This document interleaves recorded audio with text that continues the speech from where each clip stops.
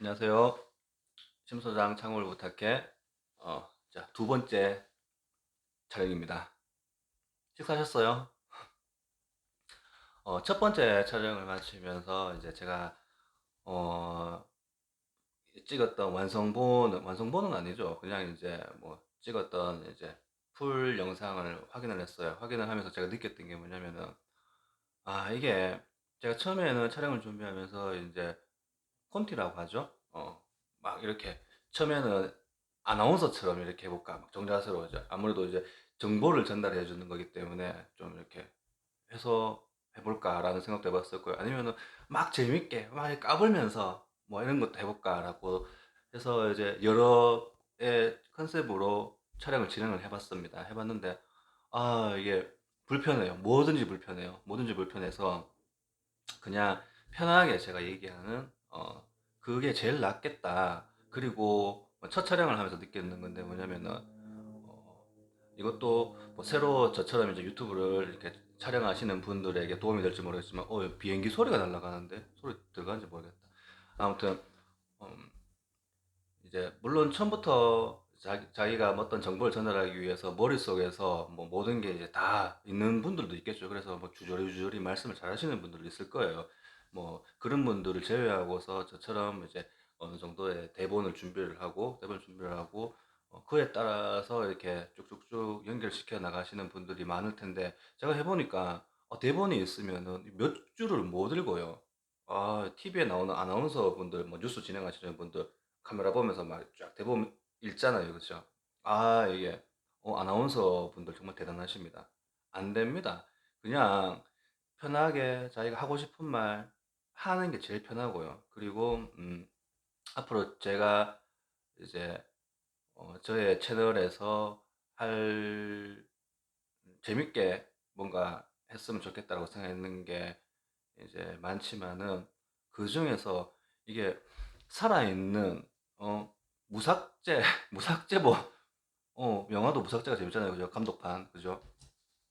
편집하지 않고 그냥 살려서 이렇게 보내는 것도 재밌겠다라는 그게 저만의 또 컨셉이 되겠다라는 생각을 했었어요. 그래서 최대한 편집하지 않고 아까 방금도 비행기 소리 나는데 뭐 그냥 갑니다. 그냥 해볼게요. 자, 두 번째 이제 촬영이고요. 물론 아까 옷하고 똑같죠? 아까 첫 촬영하고 지금 잠깐 숨 돌리고 5분 쉬고 이제 두 번째 촬영 들어가는 겁니다.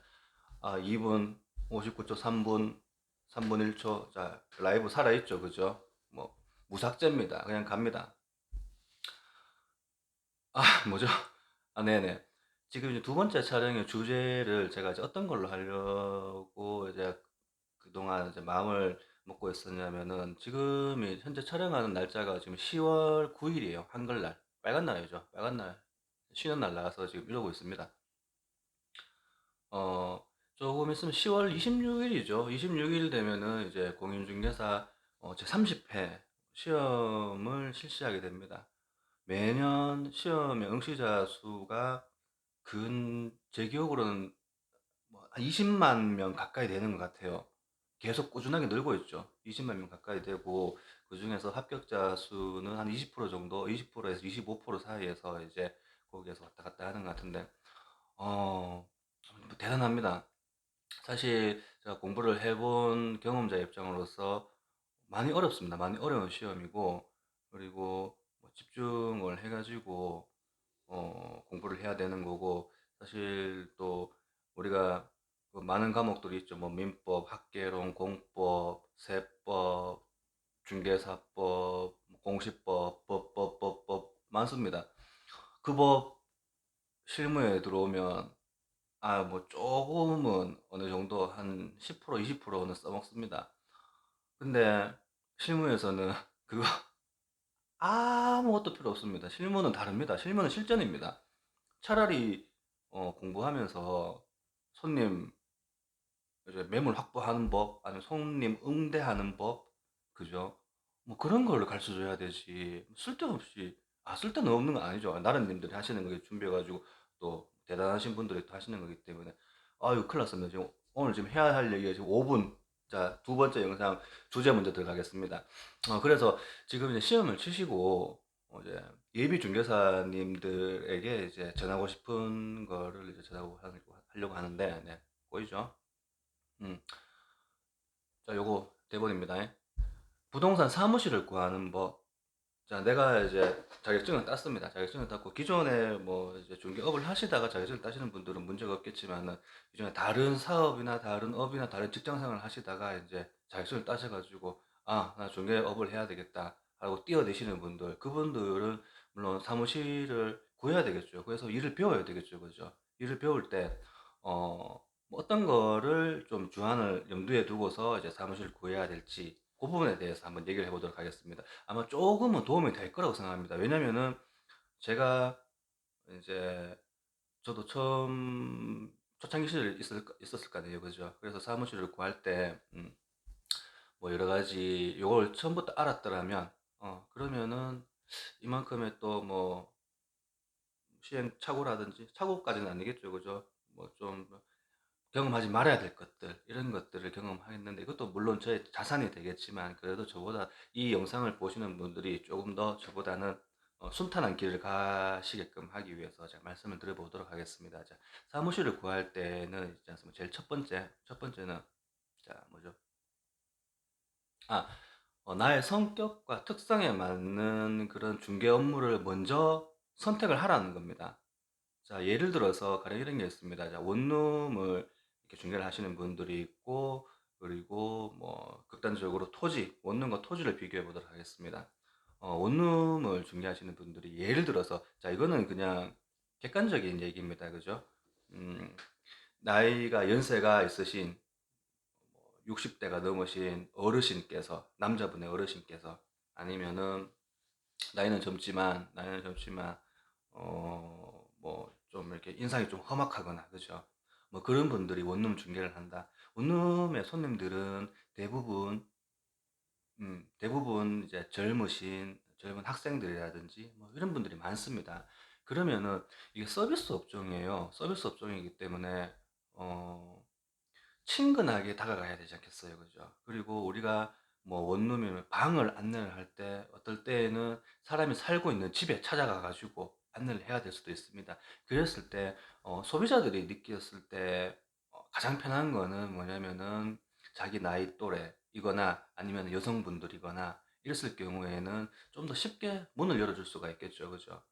뭐 그런 겁니다. 아니면은 이제 토지를 하게 된다. 토지를 하는데 토지의 손님들 어떻습니까? 그냥 대부분 우리가 느낄 때는 좀 이제 어느 정도 사회적인 연륜이 있고 지위가 있고, 그죠? 뭐 그런 분들이 아무래도 땅을 구하시고 개발을 하시고 하실 거 아닙니까? 그죠? 그런 손님들을 만나는데, 예를 들어서 뭐 아주 어린 공인중개사, 뭐 공법 80점, 90점 맞았습니다. 사장님, 저는 공인중개사 공부하면서 뭐 공법, 뭐 공시법, 뭐 법법법 90점 이상씩 맞았습니다. 라고 얘기를 해도 이 손님들은 약간 좀 의아하겠죠. 경험 있는가? 뭐 토지에 대해서 아는가? 그죠? 이런 겁니다. 그래서 본인이 가장 맞는, 그리고 잘 아는 그런 거에 대해서 이제 먼저 방향을 설정을 한 다음에, 그 다음에 사무실을 선택할 때, 사무실에서는 모든 걸 다 하는 게 아닙니다. 모든 걸 다 하죠. 하는데, 근데 각자의 업무가 따로 있습니다. 업무가 따로 있고, 뭐, 첫 영상에도 말씀드렸지만은, 한 업무를 하게 되면은 다른 영역의 업무로 넘어가기가 굉장히 힘듭니다. 원룸을 하면서 공장 팔 생각 하시면 안 됩니다. 원룸도 한다, 공장도 한다, 뭐 상가도 한다, 토지도 한다. 전문화 시대입니다. 전문화 시대. 전문화 시대이기 때문에 하나만 잘하셔도 이 업계에서는 살아남습니다. 살아남고 뭐 1등 하시는 분들은 벤츠 탑니다. 벤츠 타거든요. 근데 나는 지금 당장은 지금 원룸 손님밖에 없으니까 원룸 손님 하다가 나는 지금 큰 거 해야 돼. 뭐 빌딩 팔아야 돼. 언젠가 빌딩 팔 거야. 안 됩니다. 뭐 하시는 분들은 당연히 있어요. 그렇게 하셔가지고 차근차근 하시면서 이제 업무 영역을 넓혀가시는 분들도 있거든요. 있는데 어렵습니다. 현실적으로 어렵기 때문에 처음부터 나는 원룸 스타일이야. 아니면은 이제 저희 어머니 때 같으신 분들은 저희 어머니도 말씀하셔요. 정년하시면은 이제 뭐 아파트 중개할게. 아파트 상가 좀 얻어도 거기서 이제 내가 중개할게 하면서 이게 본인들이 맞는 게 있어요. 그걸 찾으셔가지고 그 사무실에서 집중하는 사무실에서도 원룸을 집중을 하는 데가 있고요. 매매를 집중하는 데가 있고요. 있습니다. 다르거든요. 상가 전문 부동산도 있어요. 많지는 않지만 있습니다. 공장 전문 부동산도 있어요. 있거든요. 그런 걸 찾아가지고 이제 하시라는 거고요. 음, 이해가 가시나요? 자, 무삭제입니다. 자, 두 번째는 뭐냐면은, 집에서 가까운 사무실을 구하라는 거예요. 집에서 가까운 사무실을. 이거는 뭐냐면은, 예를 들어서, 이제 첫 번째 자기가 이제 하고 싶어 하는 업무 분야에 대해서 정했다. 근데 이제 사무실 찾아봤는데, 내가 살고 있는 지역 동네가 아니라, 뭐, 한 30분, 40분, 대구는 작습니다. 1시간 가면 다 갑니다. 근데 예를 들어서 뭐 서울, 경기 이럴 경우에는 멀잖아요. 그죠? 먼데 그 사무실이 잘한대. 계약도 많이 한대. 그래서 갔어요. 찾아갔어요. 일을 하는데 뭐 좋아요. 일을 하면서 손님이 와요. 뭐 어디 어디 동네 아니면은 뭐 무슨 시장 앞에 원룸 있느냐, 뭐 상가 있느냐, 건물 있느냐 물어요. 에? 그 동네 몰라. 그 시장이 뭐예요? 하면서 어디예요? 모른다는 거죠. 아니, 공인중개사가 길을 모르고, 지도를 볼 줄 모르고, 동네를 모르고, 동네 상권을 모르고, 특수성을 모르고, 손님에게 안내를 한다는 게 말이 되겠습니까? 안 되는 거거든요. 그렇기 때문에 이제 시작은 자기가 아는 동네, 자기 집 근처가 일단 제일 잘 알겠죠. 왜냐하면 거기 살았으니까요, 그죠? 뭐, 어디 시장 가면은 누구보다 더 잘 알겠죠, 그죠? 어디 시장에 뭐, 어느 맛집, 뭐, 어느 분식집이 더 맛있다 하면서 그게 모든 게 손님에게 제공할 수 있는 소스가 되고 정보가 되는 거거든요. 그 집 슈퍼마켓 뭐 친절합니다. 거기 가셔가지고 하시면 뭐 택배 맡길 수 있습니다. 뭐 이런 거 이게 다 정보가 되는 거거든요. 그래서 제가 말씀드리는 건 뭐냐면은 두 번째는 자기 집 근처에 있는 사무실을 정해서 취업을 하라라는 거예요.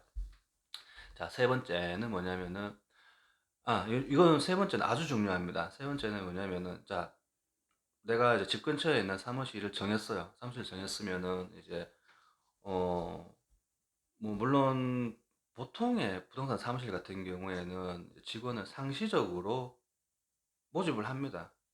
왜냐? 그 직원이 이제 일을 하면서 벌어들이는 수입에 대해서 사무실 소장과 이제 배분을 하기 때문에 그죠. 이런 얘기들은 이제 차후에 좀 더 깊게 제가 이제 영상을 남길 거고요. 지금은 사무실 구하는 법을 얘기하는 거 때문에 이제 그 부분만 얘기하겠습니다. 그러면은 인터넷으로 이제 검색을 해보는 겁니다. 예를 들어서 뭐 또또 부동산이다. 또또 부동산 우리 집 사무실이 우리 집 앞에 있다. 거기 지금 나는 원룸 하려고 하는데 원룸 뭐 손님도 많은 것 같고 밖에 보니까는 뭐 전단지도 많이 붙여놨다. 또또 부동산 유명한 것 같다. 나 또또 부동산 가야 되겠다. 하면 인터넷으로 검색을 해보는 겁니다. 예를 들어서 뭐 어느 동 뭐 원룸 전문 부동산 그죠? 이런 식으로 검색을 해보는 거예요. 검색을 했을 때 노출되는 걸 봐야 돼요. 노출되는 걸 봐야 돼. 아무 사무실이나 들어가 가지고 일을 배운다라는 거는 물론 장단점이 있겠죠. 장단점이 있는데 내가 처음 일을 시작을 하면서 어, 백지화 상태에서 손님 없어요, 물건 없어요, 아무것도 없어요. 뭐 중개업도 몰라요. 뭐 할래요? 그죠? 그랬을 경우에는 사무실 버프를 받자는 거죠. 사무실에서 내려주는 그런 손님들을 그거라도 받아가지고 일을 해야 된다는 거예요. 그랬을 경우에는 이 사무실이 얼마만큼 광고를 많이 하고 노출이 많이 되고 손님들이 많이 오는 사무실인지 확인을 하는 게 꼭 필요해요. 겉은 번지르하고 막 커다랗고 막 그래요. 그래가지고 사무실에 와 여기 좋네 하면서 입사를 했어요. 손님이 없어요. 손님이 없어요. 그런데 만약에 예를 들어서 작아요. 어씨 저기 막 간판 막 허름하고 막 내가 봤을 때는 막 40년, 50년 막 이래 되는 뭐 진짜 뭐 맛집 같아. 알죠? 뭐 그런 분위기. 그런 분위기인데 손님이 계약 건수가 엄청 많을 수가 있어요. 그게 어떻게 하냐면은 물론 사무실에 일하고 있는 개개인의 중개사들의 역량도 다르겠지만은 사무실에서 따로 광고를 하는 사무실이 있어요. 사무실 전체, 사무실 자체를 광고를 하는 거죠. 그러면 사무실로 콜이 달린다는 거예요. 사무실 콜이 달리면은, 그러면은 소장들은 그 중개를 직접 안 하죠. 소장은 뭐 원룸 손님 해갖고 뭐 안내하고 가면 요거도 먹습니다. 밖에 나가도 요거도 먹고 사무실 내에서도 와 우리 소장 씨 오늘 뭐 원룸 그 뭐 한 두 명 세 명 지금 뭐 계속 안내하고 있다. 오늘 뭐 오늘 원룸 계약 뭐 세 개 찍었다. 요거도 먹습니다. 소장은 소장이 해야 될 역할이 있고 그죠. 직원은 또 직원이 해야 될 역할이 있기 때문에 어 그래서 제가 말씀드리는 건 뭐냐면은 이제 음, 사무실에서 광고를 많이 하고 있는 그 사무실을 선택해서 들어가라 이거예요. 자, 정리를 해볼게요. 첫 번째가 뭐냐면은 뭐였죠? 나의 성격과 맞는 특성에 맞는 나의 중개 업무를 선택을 먼저 하시라는 거예요. 어, 원룸을 할지, 상가를 할지, 아파트를 할지, 공장을 할지 다릅니다. 다르기 때문에 꼭 선택을 하셔야 돼요. 그렇다고 해서 또 자기에 맞는 걸 선택을 하셔야 되겠죠, 그죠? 두 번째는 뭐냐면은 자기의 집과 가까운 사무실을 선택을 하라. 내가 아는 동네 가야 되는 거예요. 그죠? 그 말 있죠. 뭐 개도 뭐 그런 말 있죠. 그죠?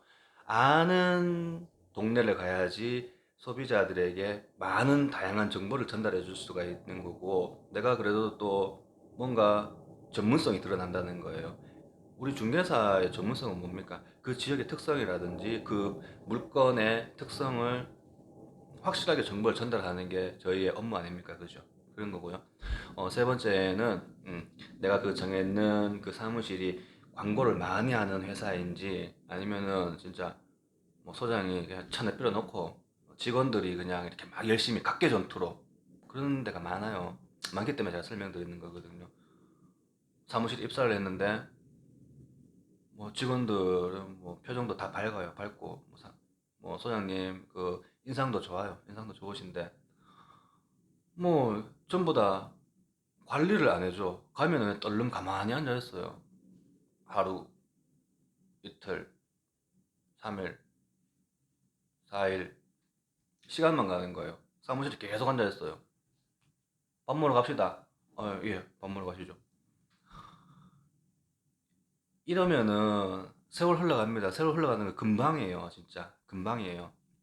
사무실에서 콜이 계속 정신없이 콜이 달리고 그러면은 사무실에서 이제 전문적으로 또 배분을 해주죠.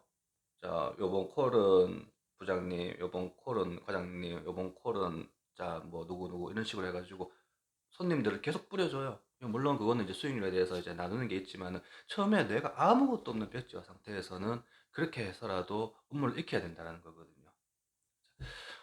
여기까지 말씀드리고 자, 아까 첫 번째 말씀드렸던 것만큼 제 영상은 원테이크입니다. 원테이크 무삭제판, 감독판.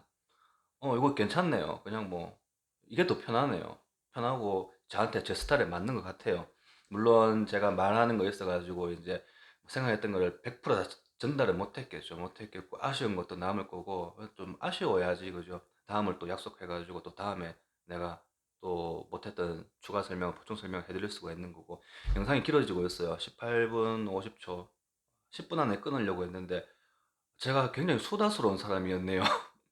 아무튼 두 번째 영상은 여기에서 마무리를 하고 여러분들 제 정보가 뭐 도움이 되셨다면은 구독, 좋아요, 또 뭐죠? 아 자꾸 까먹네.